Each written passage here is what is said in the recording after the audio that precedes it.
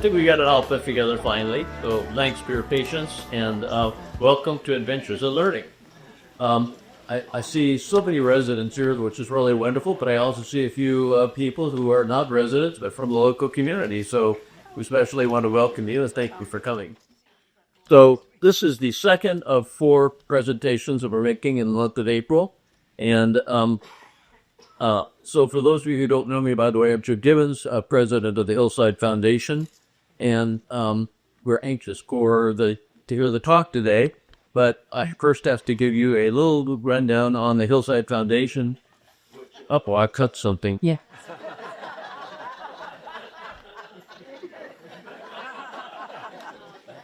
So I've got to tell you a little bit about the foundation and its origin. Back in 2003, the Hillside community was a not-for-profit. And in 2003, it began transitioning to a for-profit corporation. And because the money raised in a not-for-profit environment can't be transferred to a for-profit company, the Hillside Foundation was born on September 11th, 2003. And it was a successor of the endowment fund of Hillside. It also took on the responsibility for putting on Adventures in Learning.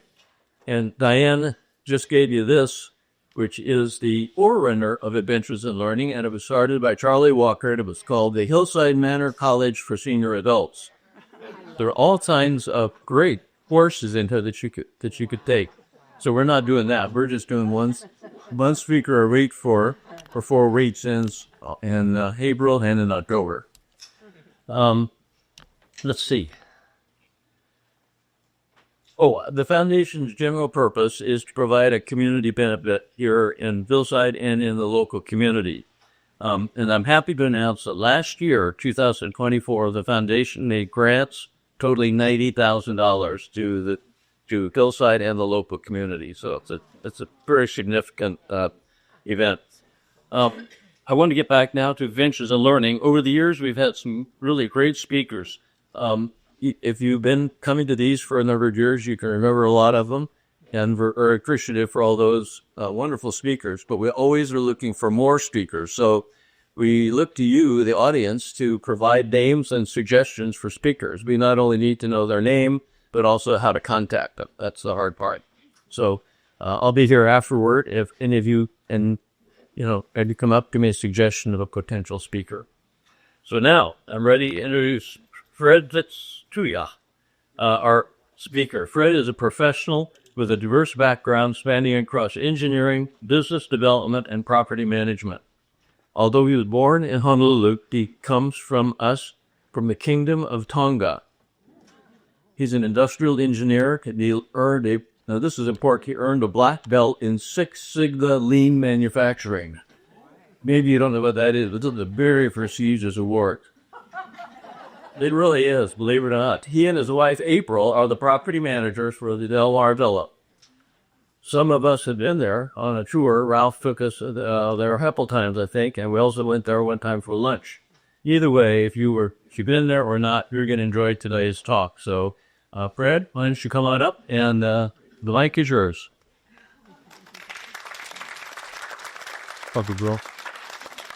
Hey, guys. Thank you for having me here today. I'd like to thank Jim for reminding me to come and do a talk. And he basically wanted me to talk about the villa and what we do with the property now, the original owner is. So I just put together a little brief presentation. I'll leave some kind at the end if anybody's got any questions and stuff. And we'll just go from there. So like you said, you guys have visited the villa several times. I hope somebody's here that's been there before gets to be here today. Well, we'll go ahead and get it started. And how Del Mar Villa started, it was the original owner was Delfer Smith, and he was the owner of Evergreen Aviation. So I'm going to briefly talk about him real quick about that too. But this was our brunch-in that we had for you do anything rules that you raise your hand or anything. And I wanted to thank my good buddy Ralph. You guys all know Ralph. He's the one that brought you guys over, and that's how became familiar with the guy. It was there's Ralph type. And so just getting right into it. We're going to talk about Delfer Smith, and started from rags to riches kind of story. So about there real quick, he was born in the 1930s. He was orphaned as a baby. His parents died in a car wreck. So he was orphaned and he was adopted at the age of 2. And the story about him is completely amazing. He started working as a young man. And by the time he was 11 and he saved up enough money to buy his adopted mom, put down a down payment for a house. I mean, that's incredible. To think about an 11-year-old doing that. So Belfort was a great man. He's when he grew up, he went to college, and after college, he went into the Air Force. And then after his military service, he started his first company. He owned several companies, but he founded Evergreen Helicopters in 1960. And he specialized in developing like forest fires and spraying fertilizers and spreading seeds. He came up with the systems for those. And he's actually known for the paste sprayer system for precise delivery of these systems. From that one helicopter, Smith grew Evergreen Aviation into a global powerhouse. He was in over 100 countries, 200 plus aircraft, employing over 2,300 people. And in 1988, already generated $460 million a year. I mean, this is just incredible from an orphan. But, they do all of this and to accomplish that. So he's very successful here in McMinnville. He was a museum missionary. Smith opened up the Evergreen Aviation Space Museum in 1991. And his son, Michael Kane Smith, who tragically passed away in 1995, they're the ones that started. And originally, it was supposed to be a small museum just for antique airplanes. But when his son passed away in 1995, he expanded it to this big facility it is here today. And then he added the water park. As you can see, that with that big Boeing 747 on top. He's also been dubbed the Spruce Spruce Savior. So in 1992, he brought the Spruce Spruce from the Aero Club down in Southern California. And you can see it leaving its home for Southern California and working its way up in near the Oregon. It took him 10 years how big this plane was and how they dismantled the piece. It took them 10 years to get it, but it finally got here in 2001. And it's its final resting place here. And it's been the star attraction in the museum here in McMinnville. He was known for a lot of global missions. He was the one that transported the last Shah of Iran back in 1979 when he went into exile. Cool that he worked for the World Health Organization, delivering aid to Africa and stuff like that. And then he also was part of the UN peacekeeping. He was in 30 different countries, doing that kind of stuff. So this man did it all. There's supposedly he had some ties to the CIA. The reason why I say that because I found this quote in Oregon from 1988. He said, "We don't know when we ever worked for them, but if we did, we're proud of it." But I did find some other stuff. So there is real stories. He did work. He did a lot of missions for the CIA and stuff like that. So I mean, he's a pretty cool guy. So he's won tons of accolades and awards. I'm just going to list a few here. And, so he won the Rice Rutledge Memorial Trophy, the Welsh Pod Award for Lifetime Achievements. He also won the Horatio of Alder Award. And then he was a National Defense Transportation Association Man of the Year in 1993 when, with this help in Desert Swamp, supporting medals. So those are just a few. There's a bigger story about this man and everything that he's accomplished. And I couldn't be here or living on his property if it wasn't for him, but he did a lot for the community, for sure. So what did I get to why we are here today? And it starts with this Victorian house here. He bought this property, and this is the main house on the property. It was an old house built in 1906. They call it the J.D. Gordon house. And then him and Maria lived there. They did some remodeling. The remodeling was done in 1998. And then Maria had the idea about building Del Mar Villa. But this is the house where I stay. I'm grateful to be living in this home. It's just shy of 5,000 square feet. It's 5 bedrooms, 5 bathrooms. It's massive. And before I got into the house, the owner was trying to remodel it for us, and we felt dumb for nothing because I like these old style. holds us up. So we'll get to this. I found these pictures of them when they were first beginning to build the Warbilla. This is actually at the front of the house. Sorry, the picture of the little granny, because I had to take a little picture, because it was started building in 2000. And here is another picture from the backside. As you can see, the road used to go from the backyard. If you see that big lane on the top side of it, that's actually the main road now. Is an airplane runway, and the road is up towards the front. And this is a picture of it from the front. As you can see, there's no road there. The original road went from the behind the villa. And you can see on the far right-hand corner, that's where the slowly cool would have been. So right now, I'm just going to tell you a little quick video of this. And it's just a little Boston video of the property and some of the bruises I did. I'll continue with the presentation.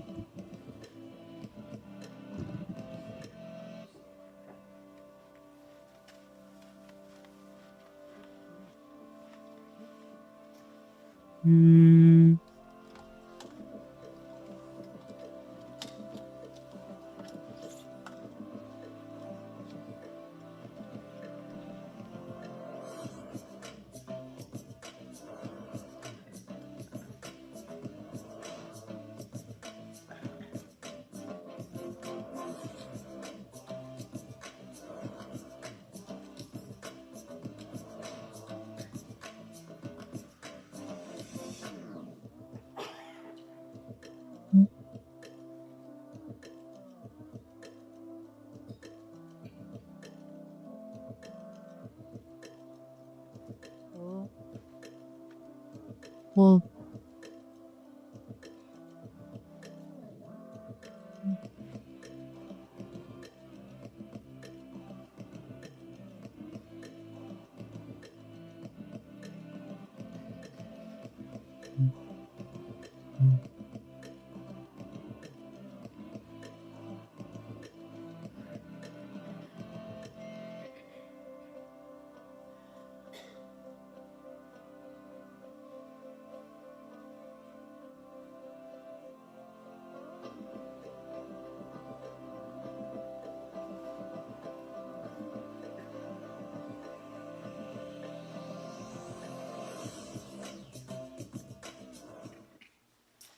okay, for me, so that kind of gives you a little overview of how big the property is and what we've done with it. And so I'm going to just go into some of... So now I'm just going to talk about what we do with the property now since we acquired it. The property was bought in 2000. It went to auction in 2000, and then we picked it up, and then I'm going to talk about what we do with it. Man, we at Del Mar, we. Okay, so as you can see, we're on Dundee in Oregon. The house is 26,000 plus square feet. So it's a massive building. We're on 50 acres along the Willamette River, as you saw in the picture. And it was Italian chateau inspired. Maria Delfer's wife was a part Italian and part Portuguese.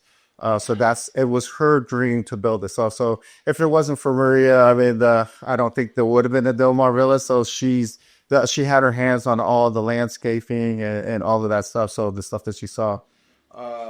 We have blueberry fields, vineyards, grape vineyards. We maintain lawns and gardens and terrace views. And the name Del Mar actually is Delfer's name and Maria's name put together. And then that's how they came up with the name. Because Del Mar means by the sea. We got a river, so we're close enough to that. So what we do is we're an Airbnb and vacation rental for VRBO and Airbnb year round. It sleeps 30. We've had more people to sleep there. You know, they brought in air mattress and stuff like that. But we advertise for sleeping 30 on our off season. We're a bed and breakfast. So hopefully maybe one day I can see you guys there. You can just rent an individual suite. And then during the bed and breakfast, we live on the property. We live at the house because you got multiple different people that's coming in and stay at the house. And then it's ideal for events. We are not a wedding venue, so I just want to be clear about that. We are a private home that we try to do special events and stuff like that through VRBO. So we love company retreats, workshops, conferences, and private events. It has 11 bedrooms. So it's 8 luxurious suites, and then we have this wing over there. We call it the family suite. If you saw in the picture that it showed the direction, and the family suite has a king bed, and then 2 other rooms that have full beds in them, and just this massive bathroom in there. The house has 13 bathrooms, which is pretty amazing. You're not too far away from a bathroom if it's needed. As you see, we have chef's kitchens, ballroom, game room, outdoor patios, and sports courts. And, you know, the purpose that we're using it for now, because the owner is just an investor when he bought the property. You know, he just wants to make sure that the house is being used. And he really wants families to use the house to get them because, you know, he doesn't know what he's going to do with it 10, 20 years from now. But during that time, we want to keep the property alive. When he bought the property, it was pretty much in dire array. The original sticker price, I think, was anything from $18, $20 million when Delford built the property, and our owner, he bought it for 3.6. So that kind of tells you, like, the condition it was in. So a lot of the stuff, I'm going to go into some photos that we can just take a look of it, and then so you can see some of the individual suites separately. We do have tennis courts and basketball courts, as you can see there. The tennis courts, we're actually putting in pickleball lines. I didn't know that was such a big sport, but when they built Del Mar Villa, it wasn't invented yet. It was surprising. So we're in the middle of drawing in those. I think we'll have 2 or 3 courts pickleball. That's going to be a part of it. And this picture here is from the river, so the Willamette River, and you're looking down. That runway, we call it the runway because, you know, little planes can land there and stuff. And then Delford used to land his helicopters on his property all the time.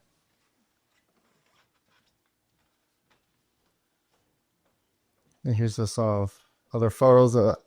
This is the front of the house looking at to the river. And then this is our forward. When you walk into the house, this is what you walk into. And then we got staircases. The whole house is heated through radiant flooring. So the room is like over 13 miles of hose that runs through the entire house, just because every single room is heated through the floors through water. And here's a picture down from the 3rd floor looking down. This is our formal living room here. We have a little breakfast nook that's right off the kitchen. And then we have a formal dining room, which seats 26 people. And then this is my favorite part of the room. During breakfast season, and I also cook breakfast. Sometimes there's breakfast services when you rent the place. And then I come down there with... I have a 13-year-old daughter. She's my sous chef that she comes up with me cook in the mornings and stuff. So as you can see in here, we got a grill. I replaced that grill now. I got an indoor griddle, but we got 6 burners. You can see there. We got big 4 refrigerators and 3 ovens and 2 dishwashers inside this kitchen. It's a true chef's kitchen, and I definitely love hanging out there and cooking in that room. This room here, we call it our flex room. It was Delford's library and his informal living room. He had tons of books in there. We leave it open, and that's why we call it the flex room, because we do a lot of company retreats. And then some people that have with bigger groups, you can fit more tables in there. Like we had our lunch when these guys came in here, we had it in there because there were way more than the 26 for our other room. This is just a beverage bar right off the kitchen. Then this is just the hallway in the foyer going down into the main suites. And then this is Delford's room. All of these suites, all the furniture you've seen in there, it's our team that brought it in. It was a shell.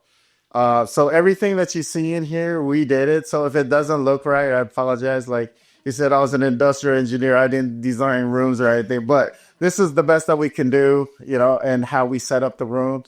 Like you said, April is the head housekeeper and she runs the housekeeping teams and takes care of these things. So this is Delfer's row and suite number 1. And he has this beautiful private deck just right off of his suite. And from there, you can see Mount Hood clear as day. And then on the clearest day, you can see Mount Jefferson and also Three Sisters all in one shot, which is pretty amazing. It's kind of amazing that they built this big old house just for the two of them. But if you're making that kind of money, I mean, look at this beautiful bathroom that's down there. He's got, since Maria was a town, there's bidets, original bidets in the first 2 main suites. You got the double head showers, tubs. And then this was the walk-in closet for that room. There's actually 2 walk-in closets in suite number 1, which is just because they must have had a lot of clothes too as well, as you can see. So continuing on, this is suite number 2. As you can see how luxurious and big were. And these were the 2 main suites where they spent most of their time. Now, again, Delford and Maria got married in their late 60s. Tragically, Delford passed away when he was 84 in 2014. So he only lived at the property for about 11 years. But this was Maria's section of the wing. And if you thought that closet was big, wait till I show you what she did she had a shoe closet, which is a master closet. I'll show you what we did with the shoe closet.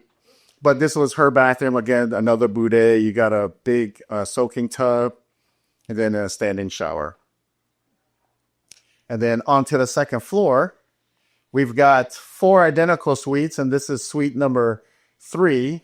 And as you can see, there's a linen closet that you see those French doors. There's a linen closet. There's also a walk-in closet, which is kind of his. And then every single bathroom has a soaking tub, a water room where the toilet's at, and then a standing shower.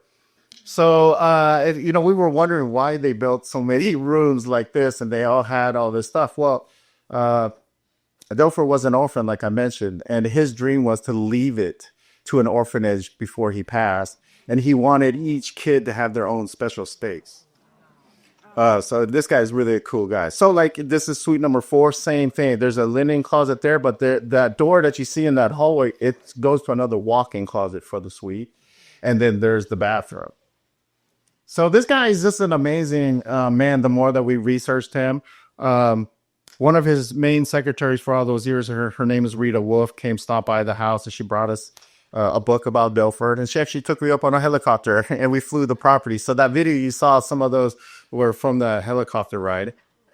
But every single suite has all of these amenities in it, which we're just so proud and happy that we get to live at this space. And I have a 13-year-old and a 6-year-old. And during our bed and breakfast seasons, they're the ones that opens the door and greets the people like, welcome to Del Mar. We make sure that our kids, have a good work ethic too, and know that things ain't easy. You got to work for it. So that's suite number 6. And then here's some more views of it in the bathrooms. As you can see, like that monkey that we got to hang it up. April does all these special towel folds for the guests, depending on what the events are. And we know there was this kid there that loved monkeys, so she tied him up, something like that. Here's the 3rd floor. And on the 3rd floor, we have our 2 smaller suites, and these are 2 full beds, suite 7 and 8. And these have standing showers only. But the cool thing about these suites up here, you're right next to the big, massive game room that you saw with the full-size shuffleboard and living room that's in there. But these are the bathrooms that are inside these suites. And again, I think the purpose of them setting these bunk beds is for the new orphans coming in. They get to, share. And then once the other ones get adopted, and then they get to move into the next suite. I mean, that's all the same reason why he built the tennis course and the basketball course. He was too old to be playing those things. So he built it for them. And then we have a nice big play structure back there. And so this is a pictures of number 8. And then it's bathroom. So this is the king suite and the family suite. So it's amazing. Delford had 6 live-in housekeepers. So this wing was literally their wing, and they had their own living room. This is the master suite, which is the big king, and then they had 2 other full suites that are in there. So the housekeepers lived with them year round. And I guess they also helped out in Evergreen and all of that. They were with them all the time. And they have this big, massive bathroom that's in there, double vanity, big soaking tub, and also a shower that's in there. So therefore, it was pretty taken care of. Now, remember I was telling you about their second closet, the shoe closet of Maria? Well, this is what we did with it, because this room was massive. And I ended up taking about 250 shelves out of this room. And we painted that wall, brought in the TVs, and we brought in these curtains and all of this furniture. Because the first 2 years we were there, it was just such an empty space. And it's such a big room that we were trying to do something. So my kids came up with this idea. And they were like, all right, let's put it together. And it's a cool room. It's a cool space. So when you walk into suite number 2, right when you walk in, there's just the door and it's a staircase that goes up to the closet. And then if you continue on, then you saw her suite. That suite was in number 2. And then there's our game room up on the top floor, the 3rd floor. There's that massive shuffleboard. We got a pool table, big screen TV up there. And then there's a beverage station up there, you know, with the little mini fridge and there's coffee and stuff like that. And this place does have an elevator. So the 3rd floor, you come out in the room from right there. This room is one of my favorites. We call it the colonnade. I mean, look at that. Maria had a vision, and we're so happy that she was Italian and she came up with this, because it's such a beautiful room, and that leads right into our ballroom. Now, this was the pool room. What we did temporarily right now is we filled it in with sand and we built a hardwood floor over top of it. But there is plans. We are planning on bringing that pool back. Now, the interesting about this pool, this is a massive pool, guys. This is, I think, was the biggest private pool in Oregon. It's 60,000 gallons, and it was a saltwater pool. So, Belfer was, he was the man. He was the man. So, look how big it is. And I have some pictures, if we get to it at the end, where I can show you what the pool looked like when it was full and then what it was empty. And the realtor who sold the house, he's standing in there. You can barely see him. So, that's how massive this room is. Now, in this room, it has its own kitchenette. There's a kitchen in there with a mini fridge and coffee station. And if you see over there, all the way to the right, there, that glass door there, there's a built-in sauna, steam sauna, which I use all the time. I'm so blessed to be living at this property. But the sauna is still in there, but the room is around 3,000 square feet. So it's good, because we all know how bipolar Oregon weather is. If you wanted to plan your event outside and all of a sudden the rains come in, you can do a quick switch up and then, fit everything inside the ballroom. And then here's just a picture from up over top. Now, if you can see those big trees that are over there, those were all just taken out last year. Those are hazelnut trees. They got sick, so blight got to them, and they're planting new blueberry fields and more wine grapes. And I think last year the farmer said they took out almost 3.5 million pounds of blueberries. So you guys got to convince Ralph to come on a trip anywhere from July, the last week of July or the first week of September is blueberry season, and you guys got to come by and get some blueberries. We're good friends with the farmers, and it's always a good time. But here's just more pictures of the villa. Here's the backyard. I mean, it's massive. We got sidewalks that goes all the way throughout the property. And this little space here, we've had some weddings at our property. We are not a wedding venue, but they use this little area here because they like to walk out the back entrance doors and then walk towards the river. And then, seating is all there in the front. And it's actually a beautiful spot. We've had helicopters land there all the time. And this is just a secondary deck. There's so many big backyard patios. This is right off of the pool room, which was the ballroom. And then I love this because we grow grapes there too. We got 4 different kinds of grapes in there, and those are in September. I mean, they are so delicious. We also have a fire pit by it. This is later on, as you can see, the greenery has gone. And then we have a fountain. This area here is our rose garden. I have more pictures of the rose garden in full bloom that we can take a look at. And then just more off the back. I mean, this place is a massive. building, and all the plants from the notes that we found, I think Maria handpicked them all. She got like 20 different kinds of roses that she flew in from other parts of the world that we grow them there. And if you guys ever come out and just check out the place, I mean, we have something that blooms once every month, starting in March, all the way till October. October, we got Asian persimmon trees, and they bloom in October, and the fruit comes out in November. And then that's the end of the blooming season. And then, of course, winter and fall, winter comes in. And then here's just another picture of our rose garden. We do have, this is the tennis course. Like I said, I'm going to put 2 pickleball courts, draw those lines into it. And then here's a picture of a volleyball and basketball court. And originally, me and my wife, we were living out in Seaside, so we had beach cruises out there. So I got these, and we dubbed them the farm cruisers since we're on farmland and stuff.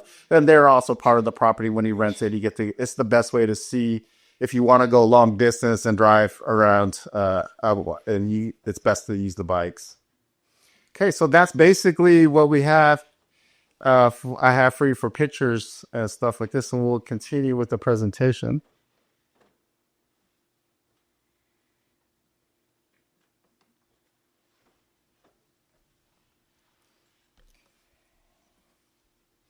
Okay, so some of the unique features that we have over there is the Mediterranean style, Italian style. We got 5 fireplaces. One of them is outside fireplace, and they're all natural gas, so that's good. We got lots of French doors, and basically all the doors facing the riverside, they all open up. So it's really beautiful, and then you can have indoor, outdoor. It makes it feel like you're in the outdoor, but safe in the inside.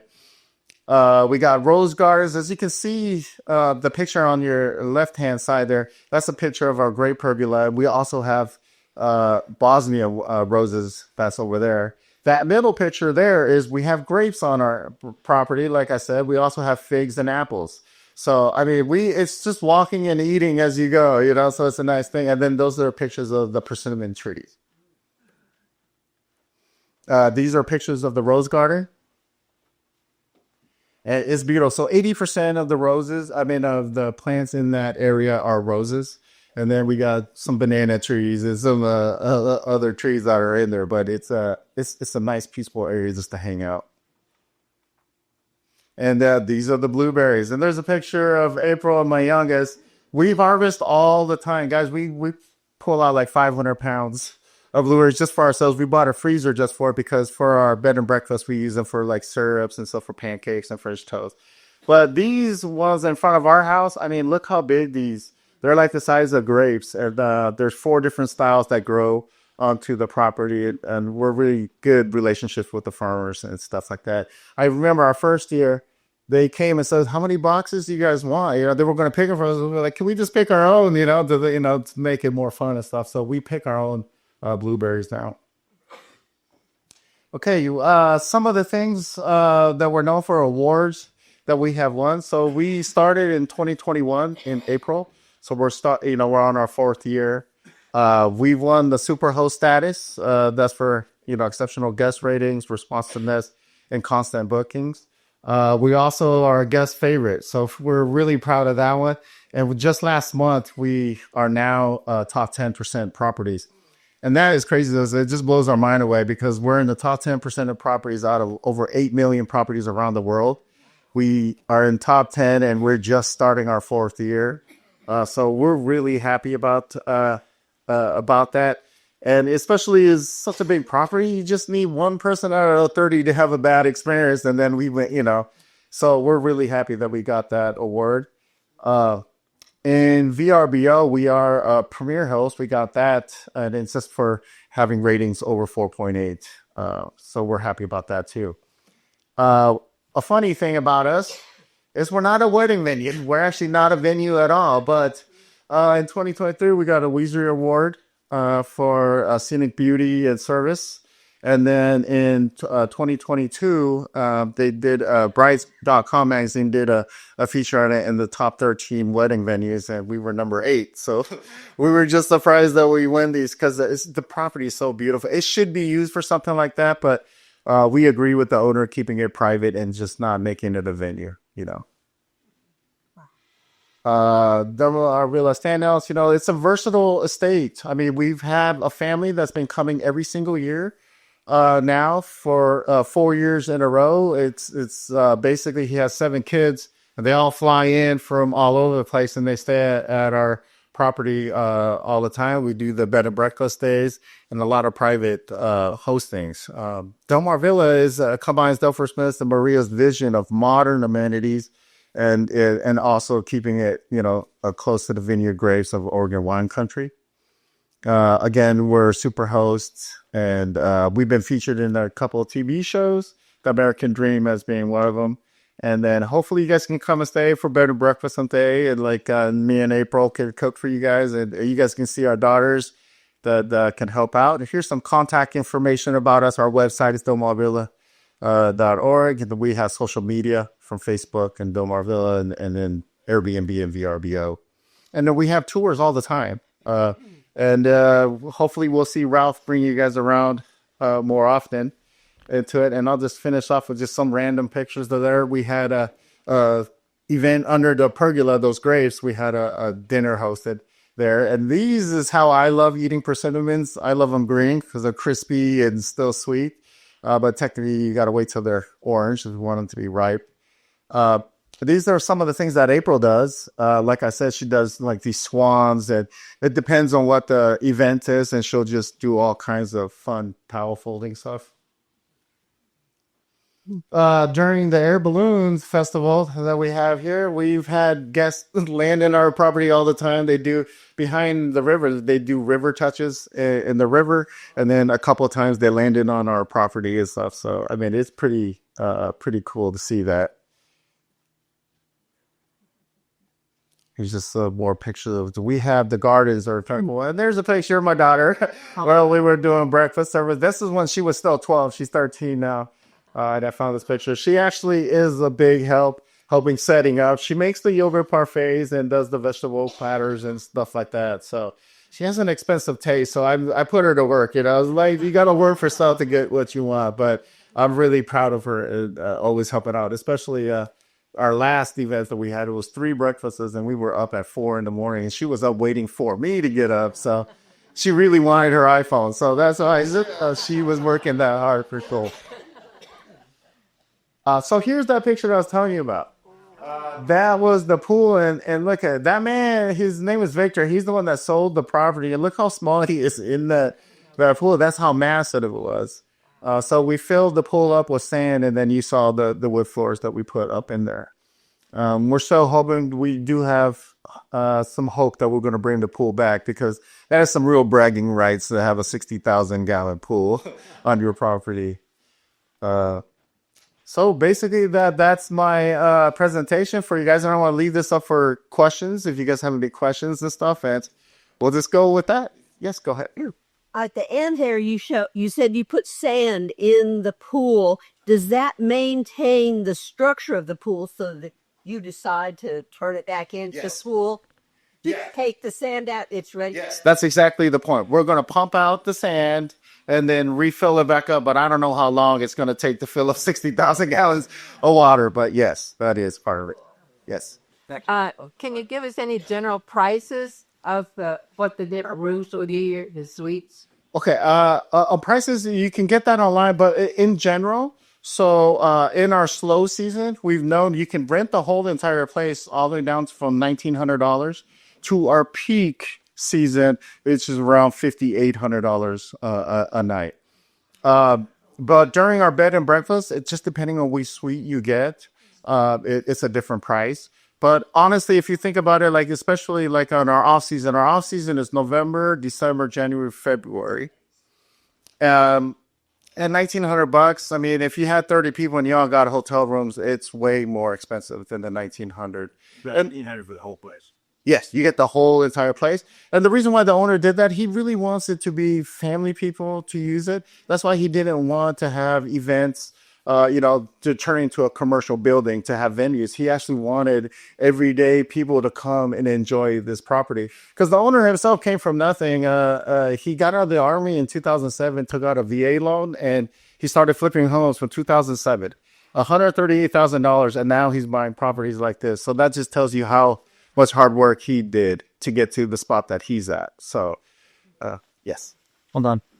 No. It'll sit closer to me. And what happened to the greens for the orphans? Okay. So one thing about Belfort, he has all these big things.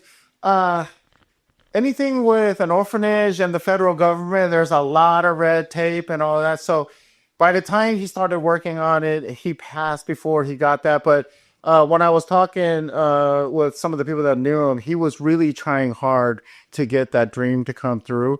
But unfortunately, I think he had Parkinson's at the end. So when he passed away in 2014, it just didn't come to be. And that property stayed empty from 2014 till 2020 until we picked it up. And it was in dire straits. So the original price, like I said, was 18 to 20 million. I think our owner picked it up for 3.6. So we put a lot of work into getting the place to where it's at now. But yeah, that would have been awesome, if it was left for. I can you imagine being an orphan living in that place? Wow, it's good. I would have missed the library. You had a huge room. You took out all the shelves and all the books. Is there a library? No, we do not have a library. So the reason why we took the library out, Delford, all his books were signed by all of these, and we just didn't want somebody to walk away with them on the thing. So we are taking the white office that we have in there, and we're putting a dedication room in there, and we're going to put some of those hopefully in there. So when we got the property, we actually found 2 bottles of wine, and I found a label. So 2005, they did have a year, and they had a year in 2005. So I took that label and I stuck it in a sketch. Somebody made a sketch of Delmarville, and I put it in there so somebody can see that it was also a winery. So they had 1 year. We wanted to showcase the 2 bottles of wine, but we didn't want there to be a party. And, someone's like, oh, we'll just drink, we'll pay him back, not knowing the significance of it. So we kept it. We're going to give it to the museum is the plan. Yes. Yes.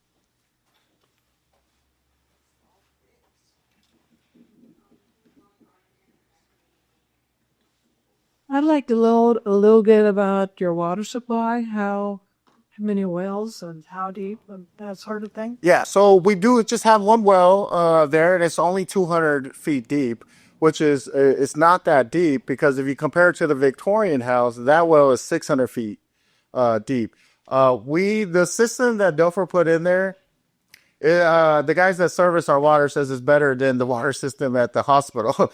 He's got UV lights, charcoal filter. I mean, he's got everything in there. A funny story about that is we had ice machines that are in the villa, but for the first 6 months that we were there, we were having come, hey, your ice tastes funny, because it's real mineral water, and most people are used to drinking the bleach water from the city. So we actually turned off the ice maker machines just because I didn't want to constantly have the tone that that's what real water is. I mean, it's awesome water, and it's soft and silky. I mean, it's great water. So, and we drink it. That's our water supply that we actually drink from. Wow. The beautiful tartans, all I can think of is deer, especially Ponza eating everything. How do you prevent destruction of the gardens? Interestingly, we do have that. Don't get me wrong. There's deers on the property. We've got a lot of animals. I mean, it's basically a paradise for animals, as you can see. Our landscapers pretty much takes care of those things. Honestly, we love it in a way. The deers have not, got into as far as to our rose gardens and stuff like that. Maybe we'll be more upset, but it's just the surrounding areas. We have this little small section as you're driving in. We call it turtle lanes. The landscapers made these massive turtles out of these bushes and stuff like that. So we see them nibbling on that kind of stuff. But as far as the outskirts goes, we don't mind so much. I mean, we are in their habitat too. And stuff like that. We did, I think the first year we moved there, they did have to take out a mountain lion. And that's the only time that they did that. It was down in the field because our next door neighbors is Riverwood Ranch, and they do Texas Longhorn cows. And so that was the only thing that we ever heard of us actually taking out an animal. We have coyotes. We have 3 bald eagles, and mom and dad just kicked out their son. He's hanging out in the back of our house now. And he's massive, so no wonder they kicked him out. And then we have a family of rabbits on our property. We got like 7 rabbits that lives underneath our house. I mean, we're definitely blessed just to have. And then all the chipmunks, they are the chunkiest chipmunks you can find. So, I mean, the property is just full. And coyotes at night, you can hear packs just running around. We've never had an incident or anything like that. They stay closer down to the river banks. But no, there's lots of wild animals. So this year, last year was the first time. So before we moved in there, the farmers were using these speakers to have predatory sounds coming off of them. And it was a little bit irritating because it turned on right at daylight and then at night. But just 2 years ago, they brought in, now they use hawks. So there's 2 trucks that just drives around. They have 10 hawks in each one. And we would be following them. And the hawk would just jump out of the back of the bed and just catch a bird. And then that whole season, it was beautiful over there because there was easier places to get prey without hanging around where the hawks are. So that's our new system that the farmers are using out there. It's actually pretty cool to see. Can we switch topics for a second? Yeah. Let's go back to you. You mentioned, or Jim mentioned, that you were born in Honolulu but raised in Tonga. Yes. Tell us a little bit more about your Tonga connections, and I hear you might be King of Tonga Sunday. The King of Tonga. No, my family. So Tonga is the only reigning monarchy kingdom in the South Pacific. We've never been conquered by another country, so we're still run by the same royal family that's there. But both of my parents, my dad and my mom, are both noblemen. So basically, there's the king, and then the noblemen are like the governors of the thing. So the only reason why I'm here in the United States is because my grandpa sent us out here to get education and figure out, anything that we can do when we move back. Because I plan on moving back to Tonga in 2030. I got properties out there and stuff like that we're going to go and do stuff back at home. It's just a more relaxed area. But that's what originally why I got into the United States. Do we curtsy or revere? No, you don't. It was none of that. No, girl. Around me less. I've got a question also. Can you tell us a little bit about your Black Belt Six Sigma award?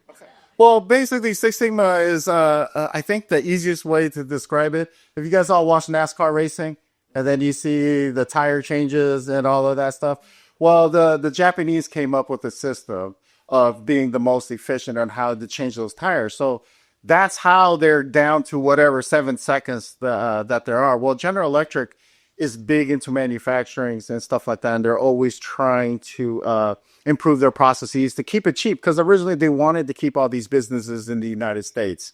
But as the economy, the people were sending stuff overseas and stuff like that, that was their way of fighting that by making it more efficient to be here. So I got my Six Sigma black belt over there because that company spent lots of money. I think they spent about $500,000 on 10 engineers, and I was one of those that they spent this program in. We went through it, and basically all we do is cut processes down and make them as efficient as possible. And so the NASCAR racing is the best way of seeing how every movement had a purpose.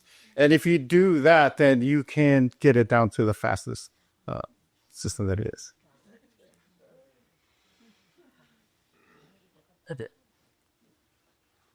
All right, if that's the more questions, we want to thank Fred very much for a wonderful presentation. Fred, Thank you guys.